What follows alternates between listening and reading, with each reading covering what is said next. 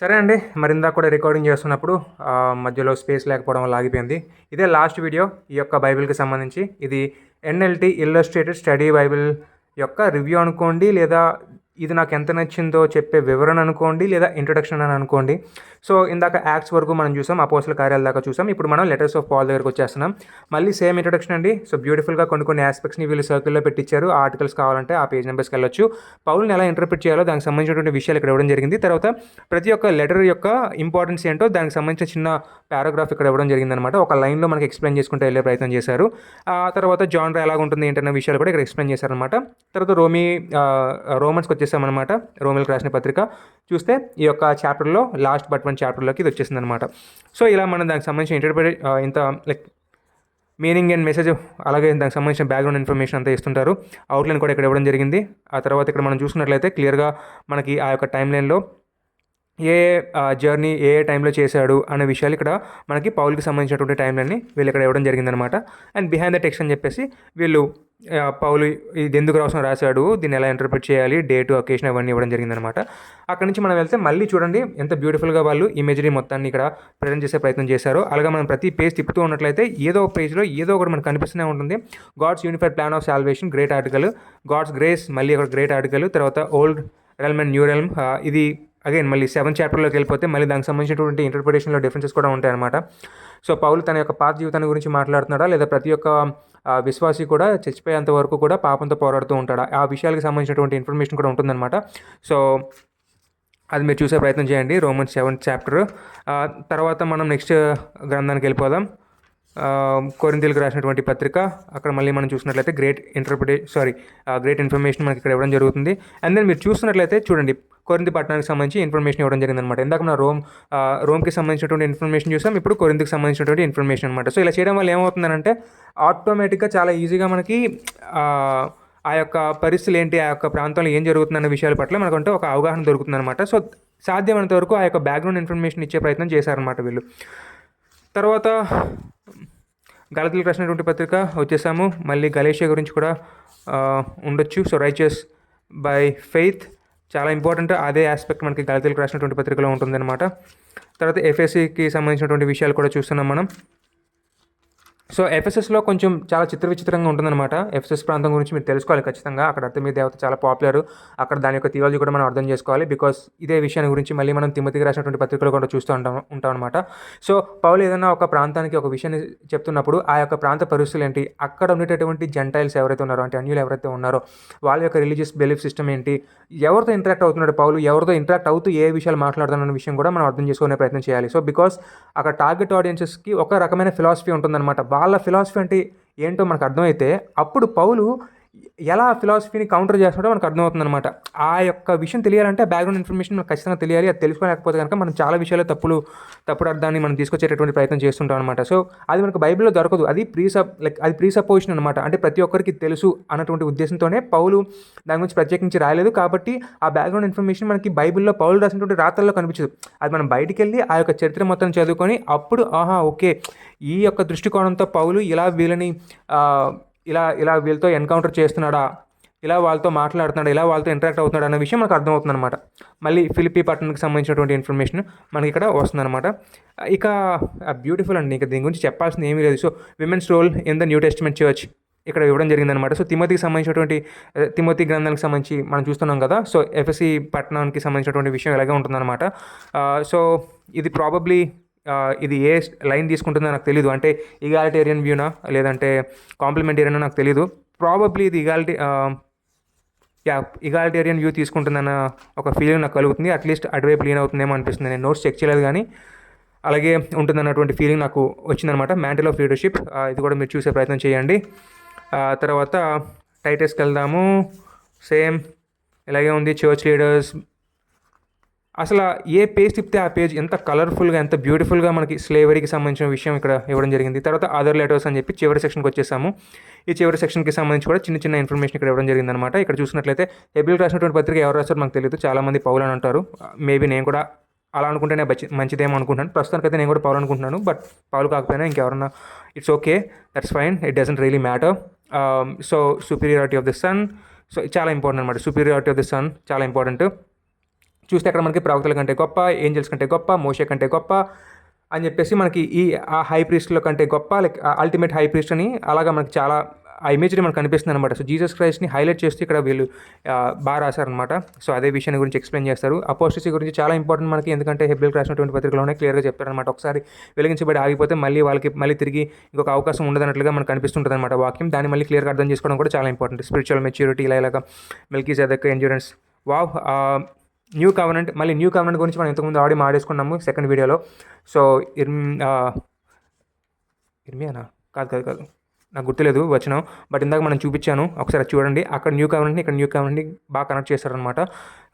Again by faith అనే దాని మీద ఒక ఆర్టికల్ రాయడం జరిగింది. Love in the community of Christ, మళ్ళీ జేమ్స్కి సంబంధించి, ఆ లెటర్కి సంబంధించి future coming of the lord again యోవేలులో ఉంటుంది మనకి. సో దానికి సంబంధించినటువంటి రెఫరెన్స్ ఇక్కడ చూపిస్తున్నారు. పేతురు, అలాగే పేతురు పత్రికని మనం చూస్తుంటాం. హోలీనెస్ ఆఫ్ గాడ్స్ పీపుల్, ఎన్ని ఆర్టికల్స్. క్రిస్టియన్ సఫరింగ్, అసలు యాక్చువల్లీ పేతురు పత్రిక అందుకే రాయబడింది అనమాట. క్రిస్టియన్ సఫరింగ్లో ఉన్నటువంటి క్రిస్టియన్స్కి ఎంకరేజ్ చేయడం కోసం రాయబడింది. ఆ తర్వాత యోహాను పత్రికలకు వెళ్ళిపోతాం. యోహాను పత్రికలో కూడా మళ్ళీ టార్గెట్ ఆడియన్సెస్ వేరుగా ఉంటారు. ఆ టార్గెట్ ఆడియన్స్ గురించి తెలుసుకోవాలి, వాళ్ళ థియాలజీ ఏంటో మనం తెలుసుకోవాలి. చూడండి, ఎర్లీ క్రిస్టియన్ హెరిసిస్ అని చెప్పేసి ఇక్కడ క్లియర్గా కనిపిస్తుంది. నాస్టిసిజం, డాసిటిజం అని ఎర్లీ ఫామ్లో ఉన్నప్పుడు జాన్ దాన్ని కౌంటర్ చేస్తారనమాట. అదే మనకు తర్వాత చాలా ఉపయోగపడింది. జాన్ థర్డ్ లెటర్కి వచ్చేసాము. మళ్ళీ యూదా పత్రిక కూడా మనం వచ్చేసాము. తర్వాత ప్రకటన గ్రంథానికి వచ్చేసాము. అండ్ ప్రకటన గ్రంథంలో కూడా చాలా మల్టిపుల్ వేస్లో దాన్ని ఇంటర్ప్రిట్ చేసుకుంటారు. అపోకలిప్టిక్ రైటింగ్ గురించి మనకు తెలిస్తేనే మనకి ప్రకటన గ్రంథం అర్థమవుతుంది, దానియేలు గ్రంథం అర్థమవుతుంది, ఎహెజ్కేలు గ్రంథం కూడా మనకు అర్థమవుతుంది.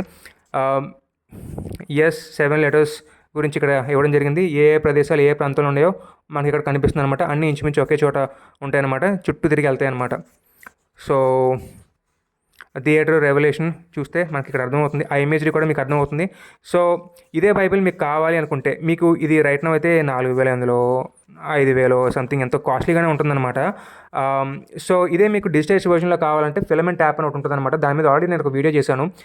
1300 1400 ఉంటుంది ఆ బైబిల్, జస్ట్ నార్మల్ బైబిల్ అనమాట అది. కానీ ఆ బైబిల్కి పైన ఒక చిన్న మార్క్ లాగా ఉంటుంది. ఆ మార్క్ని మీరు మీ సెల్ ఫోన్తో స్కాన్ చేస్తే మీకు లాగిన్ అవ్వడానికి ఒక అవకాశం దొరుకుతుంది. మీరు ఆ బైబిల్ కొనుక్కుంటేనే మీరు దాన్ని స్కాన్ చేసి మీరు మీ సెల్ ఫోన్లో వాడుకోగలుగుతారు. ఒకసారి చేశారంటే మీరు లాగిన్ అయిపోతారు. లాగిన్ అయిపోయిందంటే డైరెక్ట్గా అది వాడేసుకోవచ్చు అనమాట. ఐఎమ్ కమింగ్ సూన్, అదే చెప్పా కదా, యోవేలులో ఉన్నటువంటి వచనాలు అవన్నీ కూడా చెప్తున్నారనమాట. ఆఫ్టర్ ది అపోసల్స్ వచ్చేసాం. అపోసల్స్ తర్వాత ఏం జరిగింది అనే విషయానికి ఇక్కడ ఇన్ఫర్మేషన్ ఇవ్వడం జరిగింది. అపోసల్స్ చనిపోతారు 90 AD సంథింగ్, ఆ టైంలో యోహాను కూడా చచ్చిపోతారు. అంటే 90 AD 95 AD తర్వాత రెవల్యూషన్ రాసిన తర్వాత somewhere at some point of time యోహాన్ చనిపోతారు. చనిపోయిన తర్వాత ఎర్లీ చర్చ్ ఎలా స్టార్ట్ అయింది అని మనకి కనిపిస్తూ ఉంటుందన్నమాట. అండ్ దెన్ రిఫరెన్స్ మెటీరియల్స్కి సంబంధించి ఇన్ఫర్మేషన్ ఇక్కడ ఇవ్వడం జరుగుతుంది. సో మీకు ఇదే ఇన్ఫర్మేషన్ కావాలనుకుంటే హీబ్రూ వర్డ్ స్టడీస్, అగైన్ చెప్తున్నా, చాలా మంచిగా హీబ్రూ వర్డ్ స్టడీ అనేది ఇక్కడ మనకి అవకాశాలు దొరుకుతుందన్నమాట. చూసుకోవచ్చు మీరు ఇది కూడా. సో ఈ ఇన్ఫర్మేషన్ మీకు కావాలనుకుంటే గ్రీక్ వర్డ్ స్టడీస్ అనమాట. సో చిన్నగా తక్కువే ఉంటాయి, కానీ ఇంట్రెస్టింగ్గా సరిపోతాయి అనమాట మనకి. తర్వాత ఫీచర్ ఇండెక్స్, తర్వాత ఒక ఆర్టికల్కి సంబంధించినటువంటి పేజ్ నెంబర్స్ మనం తీసుకొని అలా మనం స్టడీ చేసుకోవచ్చు. ఫీచర్ ఇండెక్స్ తర్వాత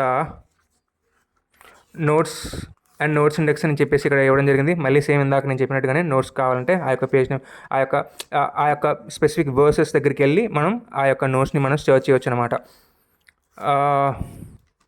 నెక్స్ట్ డిక్షనరీ ఇచ్చారనమాట. డిక్షనరీ కూడా మనందరికీ తెలిసిందే, డిక్షనరీ ఎలా వాడతాము. ఆ తర్వాత చివరికి వెళ్తే అంతే, ఇమేజ్ క్రెడిట్స్ ఇచ్చారు. చాలా ఇమేజెస్ ఉన్నాయి, సో డెఫినెట్లీ క్రెడిట్స్ ఇవ్వాల్సిందే. తర్వాత మ్యాప్స్కి సంబంధించినటువంటి లిస్ట్ అనమాట. ఏ మ్యాప్ ఎక్కడుందో కావాలనుకుంటే ఈ పేజ్ నెంబర్కి వెళ్ళి మనం చూసుకోవచ్చు. సో మీకు ఇదే కావాలనుకుంటే మీరు ఇలా చేయొచ్చు. ఇది ఇనీషియల్గా 2018లోనే ఎప్పుడో రిలీజ్ అయినట్టుంది. అట్లీస్ట్ నేను ఫస్ట్ దాన్ని ఎన్కౌంటర్ అయ్యా. అప్పుడు నాకు తెలిసింది ఏంటంటే ఇది సోన్ బైండింగ్ కాదనమాట, అంటే దారాలతో కొట్టలేదు. సో బేసిక్లీ ఏం చేస్తారంటే పేజెస్ ఇలా దొంతులా పేజ్ చేసి ఇక్కడ గమ్ రాసేసి ఇలా అంటించేస్తారనమాట కవర్ని. ఇలా చేయడం వల్ల నష్టం ఏంటంటే ఊడిపోతాయి పేజెస్. మీకు చూపిస్తాను, ఒక పేజ్ చూడండి ఇక్కడ ఎలా ఊడిపోయిందో. చూడండి ఎలా ఊడిపోయిందో. ఎందుకంటే దొందులుగా పేజ్ చేసి అంటించేశారు అంతే. అలా ఉండకూడదు. మనకి పేజెస్ ఎప్పుడన్నా కానీ కుట్టాలి దారాలతోటి. మన తెలుగు బైబిల్స్లో ఓపెన్ చేసి చూడంగానే, మన తెలుగు బైబిల్ ఇలా ఓపెన్ చేసి చూడంగానే 250 300 అయినా కానీ ఇక్కడ మనకు దారాలు కనిపిస్తాయి. ఇలా అలా ఉంటేనే ఎక్కువ కాలం నిలబడుతుంది అనమాట, లేదంటే నిలబడదు. అలా మనకు దారాలు కనిపించాలి. ఇక కొంచెం మనం ఇలా పైకి తీసి చూస్తే తెలిసిపోద్ది అనమాట. ఇక్కడ మనకు తెలిసిపోద్ది. ఇంతకుముందు పాత వీడియోస్లో చూపించాను ఎలా చేయాలి ఏంటి అనేది, ఎలా కనిపెట్టాలి ఏంటి అనేది. కానీ తెలిసిపోద్ది. సో ఇది ఒక డ్రాబ్యాక్. ఇది ఇనిషియల్ వర్షన్ అనమాట. ఇది ఇనిషియల్ వర్షన్ అనమాట. తర్వాత సెకండ్ ఎడిషన్ వచ్చింది. ఆ సెకండ్ ఎడిషన్లో దారాలతో కుట్టడం స్టార్ట్ చేశారనమాట. ఒకవేళ మీరు తీసుకున్నట్లయితే ఆ సెకండ్ ఎడిషన్లో తీసుకునే ప్రయత్నం చేయండి. లేదంటే డిజిటల్ వర్షన్ కావాలనుకుంటే 1300, 1400, 1600 ఉంటుంది. అది మీరు తీసుకున్నా కానీ స్కాన్ చేసి మీరు సంపాదించుకోవచ్చు అనమాట. నేను ఏదో చెప్దాం అనుకున్నాను, చెప్తున్నా మళ్ళీ మారిపోయాను అనమాట. సరే, గుర్తొస్తే మళ్ళీ చెప్తాను. But again this is what the beauty of this Bible is. ఆ ఫిలమెంట్ యాప్లో కేవలం ఈ బైబిల్లో ఉండేటటువంటి ఇన్ఫర్మేషన్ మాత్రమే కాదండి, ఈ బైబిల్తో కాకుండా వేరే సోర్సెస్ నుంచి కూడా మనకి ఎక్స్ట్రా ఇన్ఫర్మేషన్ దొరుకుతుంది. ఎక్స్ట్రాగా మనం డివోషనల్గా మనం చదువుకోవడానికి చాలా ఉపయోగపడేటటువంటి విషయాలు మనకు అక్కడ కనిపిస్తాయి అనమాట. కాబట్టి ఖచ్చితంగా ఇది మీరు తీసుకోండి. ఏదో రకంగా ఈ డిజిటల్ వర్షన్లో కానివ్వండి లేదా ఫిజికల్ కాపీ అయినా కానీ తీసుకోండి. మీరు చూసారు కాబట్టి మీకు తెలిసింది ఎంత బాగుంటుందో ఏంటనేది. నోట్స్ కూడా చాలా బాగుంటుంది. లైఫ్ అప్లికేషన్ స్టడీ బైబిల్ కంటే చాలా బాగుంటుంది నోట్స్. నాకు పర్సనలీ ఇది చాలా నచ్చింది అనమాట. లైఫ్ అప్లికేషన్ బైబిల్ మరి కొంచెం సాగదీసినట్టు కొంచెం నాకు అంత అనిపించలేదు. అంటే బాగుంటుంది, ఖచ్చితంగా మీరు తీసుకోవాలి, వాడాలి లైఫ్ అప్లికేషన్. బట్ అగైన్ ఇది ఉంది అని అంటే మాత్రం నేను దానికి పెద్ద సజెస్ట్ చేయను. కానీ ఒకవేళ ఇది మాకు అర్థం కావట్లేదు అనుకుంటే లైఫ్ అప్లికేషన్ కూడా వాడుకోవచ్చు. Okay. And new living translation చాలా బ్యూటిఫుల్ ట్రాన్స్లేషన్, చాలా బాగుంటుంది. చాలా ఈజీగా సింపుల్గా అర్థమైపోతుంది అనమాట. వర్డ్ ఫర్ వర్డ్ కాదు, అలాగని మరి డైనమిక్లోనే కొంచెం ఇటే చివరిలో ఉంటుంది అనమాట. కొంచెం పారాఫ్రేజ్ అని అంటారు కానీ కొంచెం ఆ లెవెల్ దాకా వెళ్తుంది. కొంచెం ఎక్కువ ఇంటర్ప్రిటేషన్ ఉంటుందన్నమాట. ఎట్ మనకు అర్థం కావడం ఏదైతే ఉందో ఆ పని మాత్రం జరిగిపోద్ది ట్రాన్స్లేషన్ తోటి. కాబట్టి చాలా సింపుల్గా ఉంటుంది, అర్థం చేసుకోవడానికి కూడా చాలా సులువుగా ఉంటుంది అనమాట. కాబట్టి వీరైతే ఇది తీసుకునే ప్రయత్నం చేయండి. న్యూ ఎడిషన్ సోన్ బైండింగ్ దారాలతో కుట్టి ఉన్నది మీరు తీసుకోండి. అది హార్డ్ బౌండా, పేపర్ బ్యాకా, లేదా ఇలా లెదర్ తీసుకుంటారు మీ ఇష్టం. ఫాక్స్ లెదర్ అయితే మాత్రం ఇలా చూసారా ఇలా ఊడిపోద్ది అనమాట. చెప్పాను కదా, ఇది సెకండ్ హ్యాండ్ బైబిల్ ఇలాగే ఉంటుంది. That's all. Have a great day. By.